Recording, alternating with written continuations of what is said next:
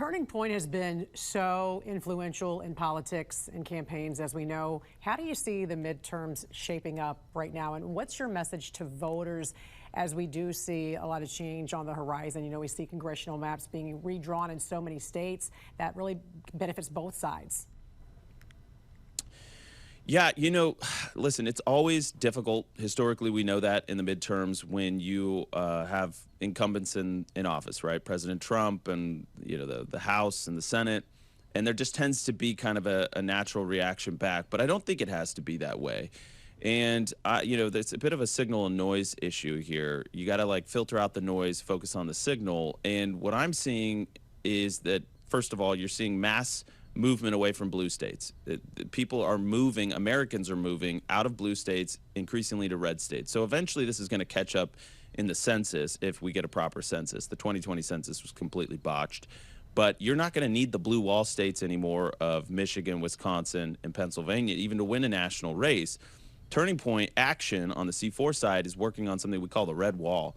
And so we're investing in a permanent ground force, ballot chasers, door knockers, in New Hampshire, Nevada, and Arizona. And if you hold those states and you keep the Sun Belt, which is an if in North Carolina and Georgia, but we're working with those local teams as well, then you're going to make it very difficult for Democrats to win a national race. And then I would just point you to voter registration data. We have been winning the voter registration war for years now in swing states. And there's news coming out of New Hampshire. It was trending on X yesterday.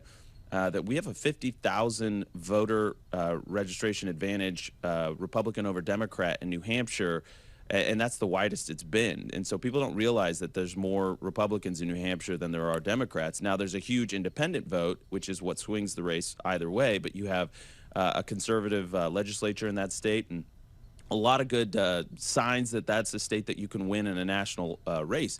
So we're gonna do the work to help ensure that we have a red wall, and that is going to be the things people are talking about now in the future as opposed to the blue wall.